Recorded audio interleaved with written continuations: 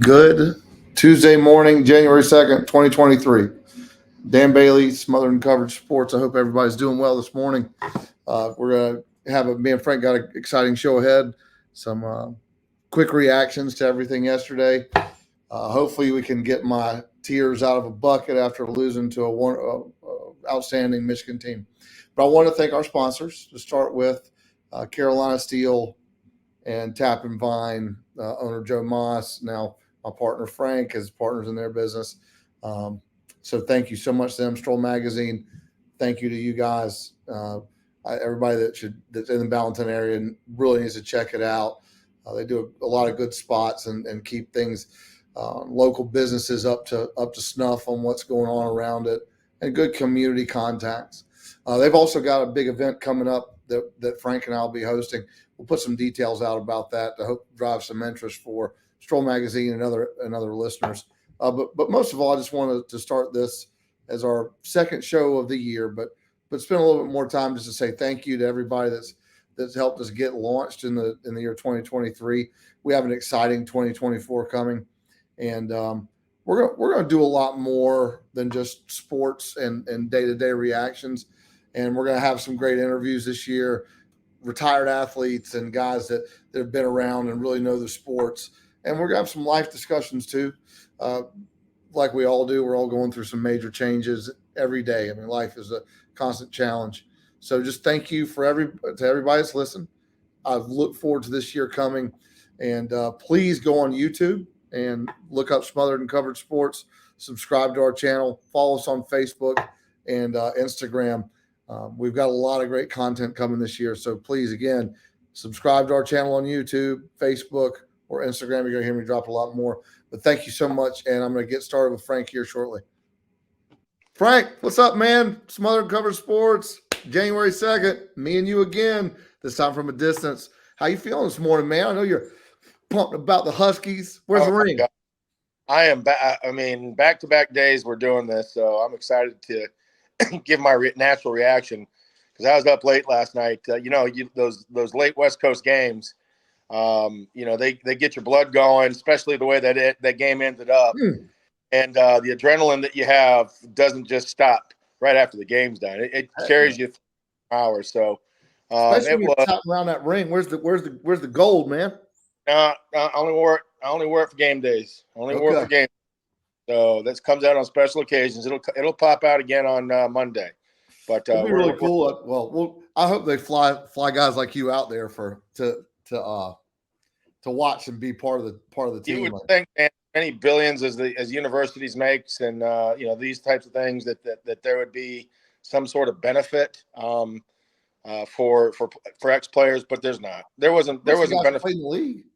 There were guys like that, but there wasn't benefits like that when we played for the teams. So there's no way that they're gonna give a little bit to come back. And that's just a whole different story. But look, let's jump right in. I didn't mean to cut you off there, man, but let's jump right in. We got a limited amount of time, and I wanted to start the day by yesterday we started sad. Today I'm going to start with bragging because I'm going to brush my shoulder off. What I tell you yesterday, Frank, even though I had a little doubt in the front end, I told you we were in the gambler's corner. What I say?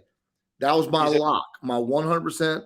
Oregon's going to dog walk Liberty because of Liberty. And you were, oh man, you should be worried, blah, blah, blah. Oregon dominated, just like I said, and Bo Nix showed up as the guy that we thought he was. He was. Yeah, he looked like a Heisman Trophy candidate like yesterday. Yeah, that was definitely a mismatch, going into that game. And I think the spread was 18 points, and you called it right off the gate that that was your lock of the week, lock of the century. Bet your house. Lock of the century. Yeah. On this game.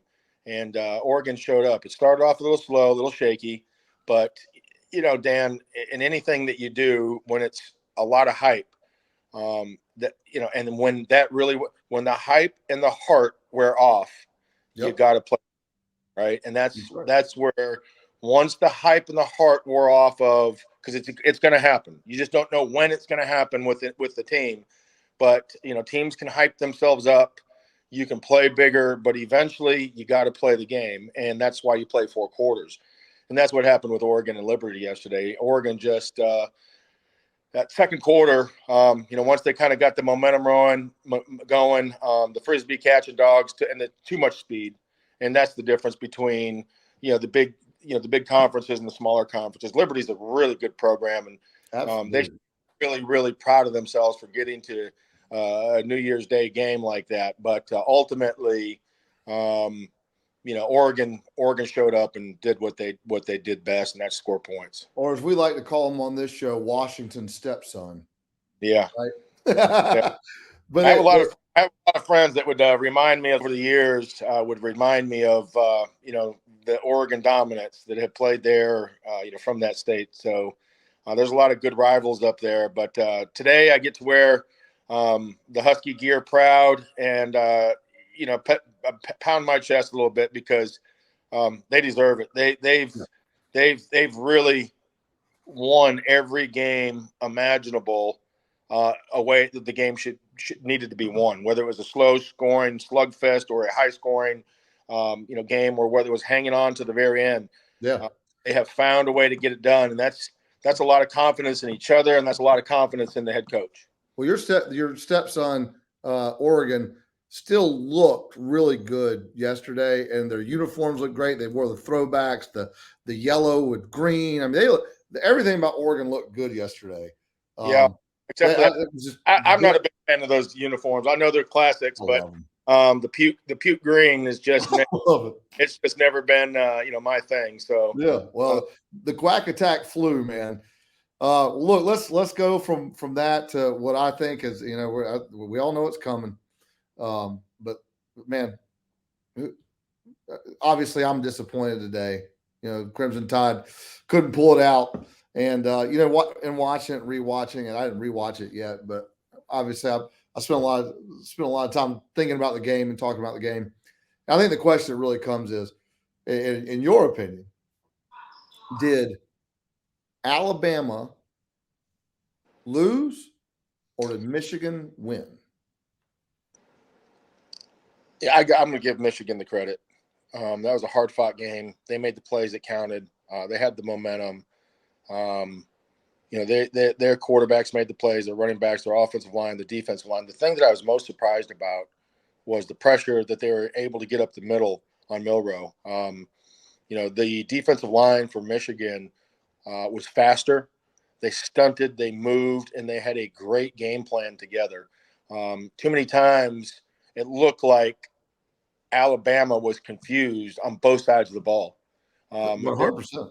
Playing man coverage, and Harbaugh motioned a guy across the formation and just rolled him out into the flat. Basic coverage. You had two guys chasing a slot receiver across the field and leaving the running back wide open in the flat, which tells me they weren't prepared. As an offensive guy, I always, talk to my offensive guys and my players if I'm coaching, is that those guys over there are very athletic, they're very fast, they're very strong, but they're not very smart. So the more we can motion and formation and make them think, the better chance we have of success. And that's what Michigan did. And they offensively, they confused Alabama. They had guys running wide open at times and made a lot more big plays. And I think that was the difference on the offensive aspect of the game. Defensively, the same thing. Stunts, blitzes, dogs, zone blitzes, things like that. They had constant pressure on Milroe, and being the athlete that he is, he eventually started to kind of capture the game and make some plays, but not enough to really take control of the tempo of the game. And if Alabama, I think, would have just lined up and ran the ball effectively and efficiently, I thought that they would have had a much better chance of controlling the game. And sometimes you got to win a game ugly, and that was going to be an ugly game regardless. Whoever turned the ball over more, special teams was a big part of that, and big plays. And that's why I give Michigan a lot of credit, because they handled the pressure in those moments and found a way to get it done after being down in the fourth quarter, something they haven't seen all year. Yeah.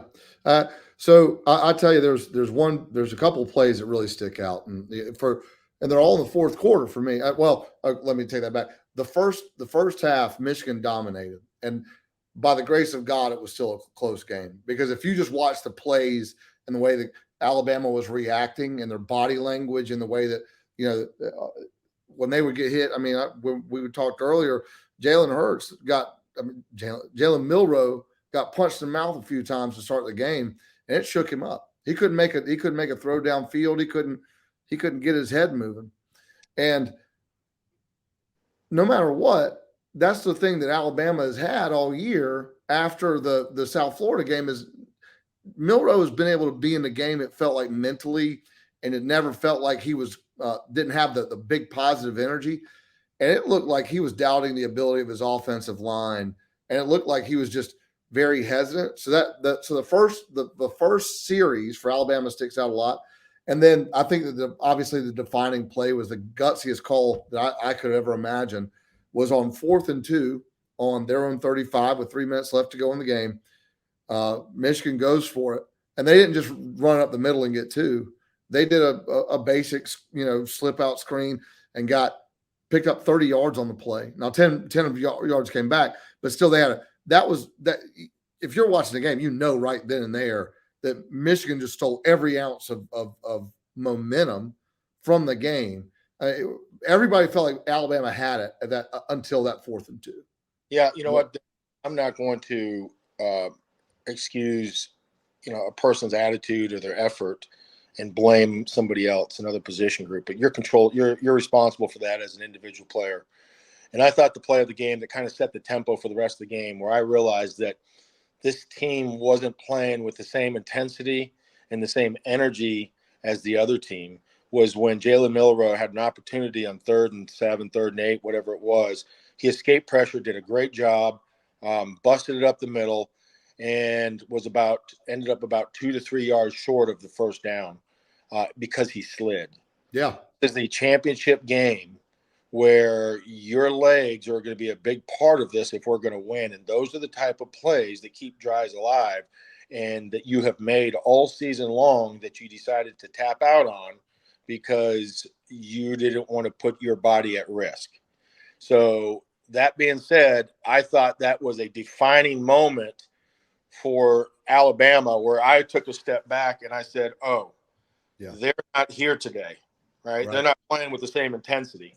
The other team wants it more because that's we don't know what happens. They have to punt. I think Michigan comes down and scores after that drive, and it just shifted momentum in that game. I thought you have about 4 or 5 plays in every really good game that you can look back at and say, this is the difference, the defining moments in the game. And that was one of them. That was the main one for me. And there's only one person accountable for that attitude and that effort in that moment, in that situation. That's Jalen Milroe. Yeah. I give credit in the world for getting him to this game, for getting this team. He has improved significantly. But those are the types of plays to get here that he was making in those other games against Georgia, against Florida, whatever team that they were playing and facing, to win those games that he didn't make against Michigan. So that kind of set the tempo for the rest of the game. And Michigan played with their hair on fire. They're a damn good team. They're a damn good team. And, I think there's a lot of respect for both of those programs after that game. But the defense for Michigan, starting with those guys up front, those 2 guys in the middle are beasts. And then on top of that, you got the 2 corners that are going to be first-day draft picks for the NFL. So it'll be an interesting matchup when Washington faces them because they're not going to be having guys run wide open. Those cornerbacks for Michigan can flat-out play. Well, that's a great transition. So enough about my favorite team losing. Let's get to your alma mater and the Oregon and just Washington's big win over Texas. I mean, look, nobody gave Washington a chance coming into it, except for guys like you who are alums. There's a lot of people, and myself, I picked Washington as well. I'm a big Michael Penix guy. I think he's fantastic, if not the best quarterback in college football. But the way that Washington showed on both sides of the ball last night, the way that they took on Texas high-powered offense and made critical stops and had a calm, cool attitude through the whole game, you have got to be just super excited just as a football fan, but obviously for somebody you won a national title with before, you got to be excited about what you saw on the field yesterday. Absolutely ecstatic for about 3/4 of that game. I thought Washington came out. They dominated the game. Michael Penix looked as smooth as silk in that pocket. What he has a unique ability to do is move within that pocket, sidestep, slide forward, slide back. Very similar to the way that a guy like Tom Brady or Peyton Manning did. He doesn't have to use his athleticism to escape. He can use his athleticism to avoid. So and his feel and his touch. And then once he does that, his accuracy, his pinpoint. He looked like he was playing darts from 10 feet away, and just throwing them, hitting bullseyes left and right. He was in a zone, and his receivers are in my opinion, the best in college football collectively. They made plays, and he put the ball in spots that were just over the fingertips of Texas, in the perfect spot for his players to make plays. And I have not seen a quarterback this year play with that type of poise in a big moment in a big game, like Michael Penix did last night. He's going to need another performance like that against Michigan if they're different beast now. If they're going to have a chance, because Michigan is going to play big boy football, and I think that's going to be the trouble that I had last night, is that up front, the Huskies, in my opinion, got pushed around a little bit by Texas. Both sides of the ball at times, especially on those short yardage plays. A lot of penetration from Texas defensive line because they're there, they're good, they're going to make plays. That's the reason why they were in the championship game, because they have guys up there that can play. But Michigan is as good, if not better, up front, and their cornerbacks are even better than what Texas had. So, if Washington wants to win a game like this, they're going to have to rely on Penix's arm to get it done. So, how long do you think these guys, or you think they're already game prepping, already looking at Michigan? Penix already studying film. Oh yeah, they start the day of. The coaches, they go right away, and this is kind of one of those big classic matchups for these conferences, and it's like the Rose Bowl back in the 90s before the college football playoff system, became involved. And this is the matchups that people used to have all the time, that we used to see all the time. Big Ten, Pac-12 matchup, and it's what we're going to see in the national championship. It's great for college football. So that's exactly right. So I mean, and we were talking about this earlier. So this matchup is a landscape changing thing in the college football playoff world.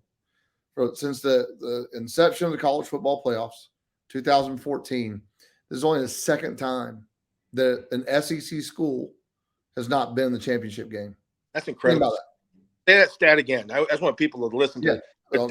And everybody thinks that that we're SEC. I'm not an SEC homer. I'm a Pac-12 guy. That's right. I'm a college football fan. I don't really root for a conference, but when you talk about dominance in college football, say that stat again.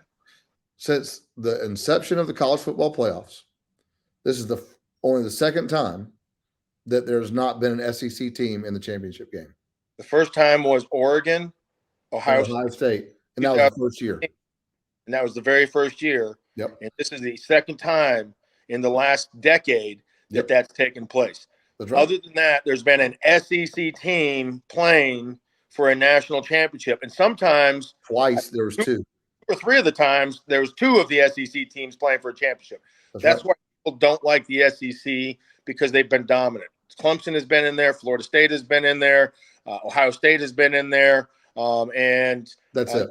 That's probably the teams outside of the SEC. You got to throw LSU, Alabama, Auburn, Florida, and those teams in there. Is Florida in there? I'm not sure. Is that not in the playoffs? Not in the playoffs. If you scale back 20 years, now look, we can go deeper on the dominance of the SEC, because the 10 years before that, in the BCS era, they won 6 out of 10 national titles. Yeah. So that's why there's a lot of SEC fatigue. And that's why I think, like, if we're looking at this game, it's great for football.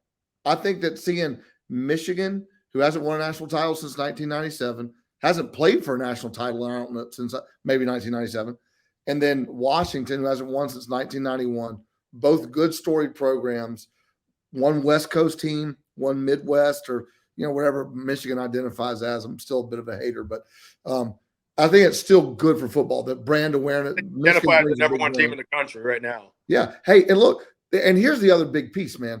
The committee got it right. Absolutely. Okay? The committee got it right. This is the number 1 and number 2 team that's playing each other for the national championship. It was the only 2 undefeated teams in the playoffs, and that's who rose up and won their games. And now you got 1 and 2 playing each other for. I'm looking at it here. That's only happened twice, Frank. Yeah. 1 and 2 has only happened twice, 3 times. Alabama. 3 times, and 2 times it was Alabama, Clemson. Clemson, Alabama, Georgia, I think was the so twice it was Alabama, Clemson, and 1 time it was Alabama, Georgia.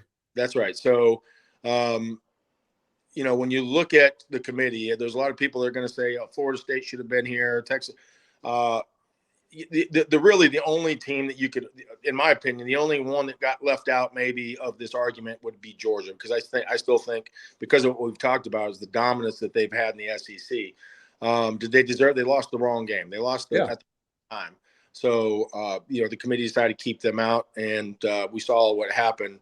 When they played Florida State, regardless of the situation and the amount of people that were sitting out, which is a completely different discussion. But when you look at Michigan from the Midwest, you're going to have a big following of the Detroit, Chicago, all that Midwest area.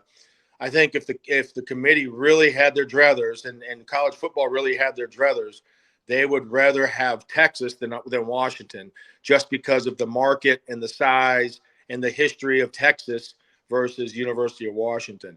Me in the Northwest and all my buddies up there in the Pac-12 are rooting like hell, because this is the last year of the Pac-12, and there'd be no better way to end the storied history of the Pac-10, Pac-8, Pac-12 of that being the demise of that conference. And I can see no better way than to hold the torch as the University of Washington for the past and the future to be the last ones to do it.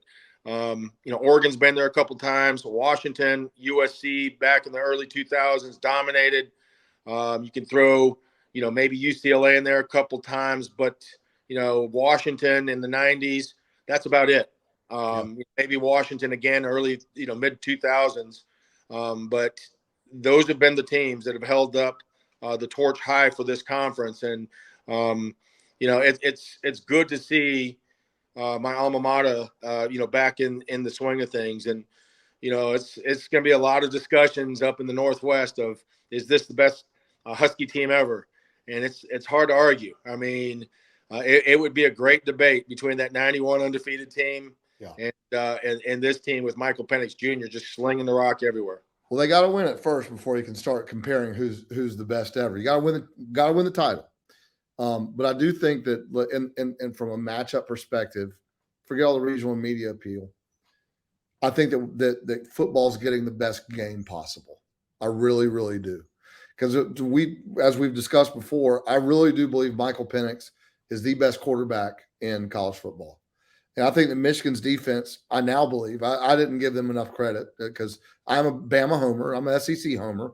I did not give Michigan's defense enough credit. But I think we're going to see a world-class football game for the national title. As a football fan, the world should be excited.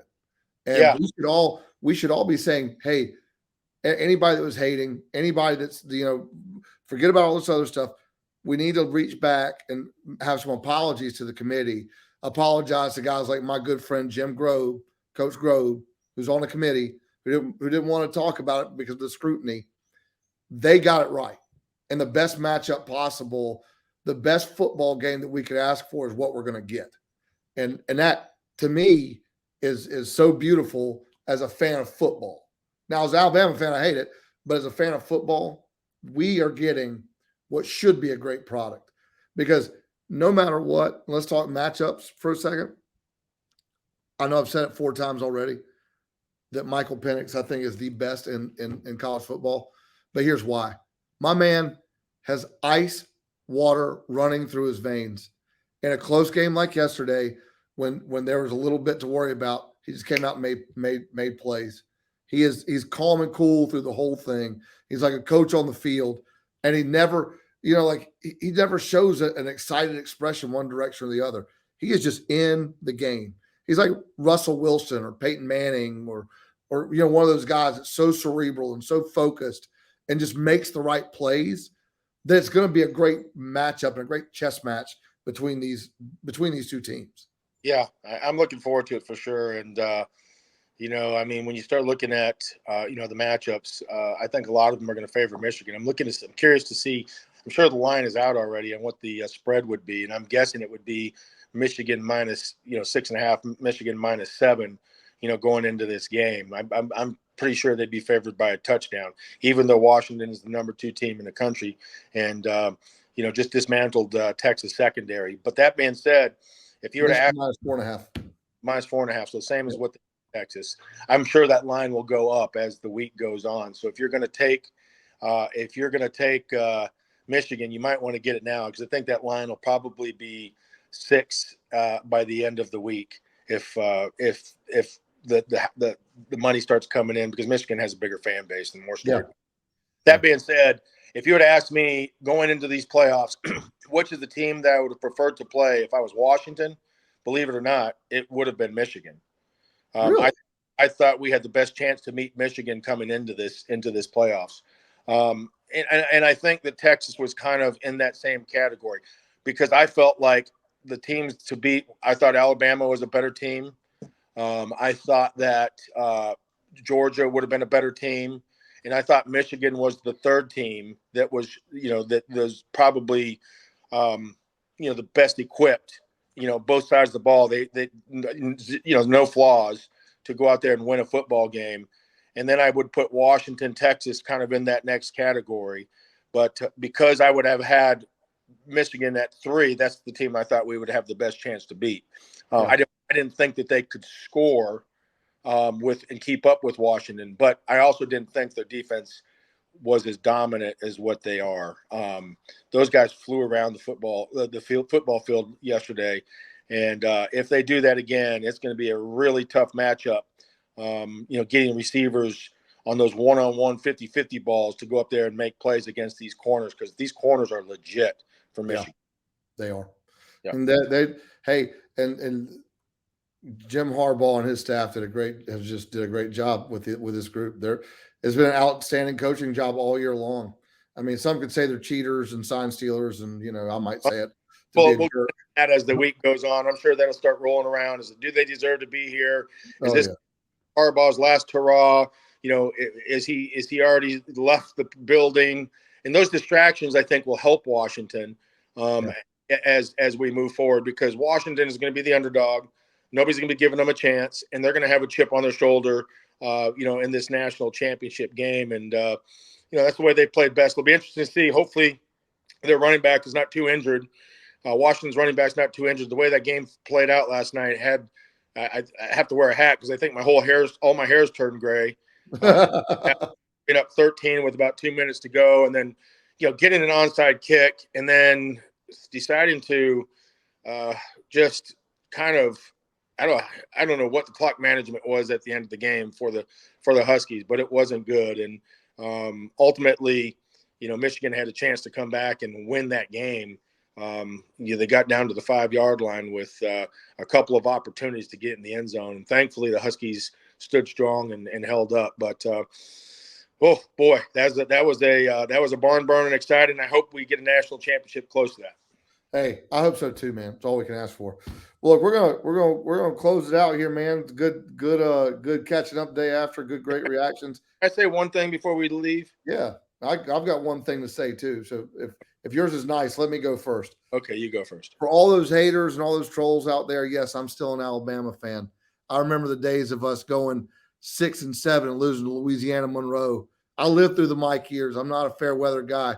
I'm an Alabama fan. We just went 12-2, won the SEC.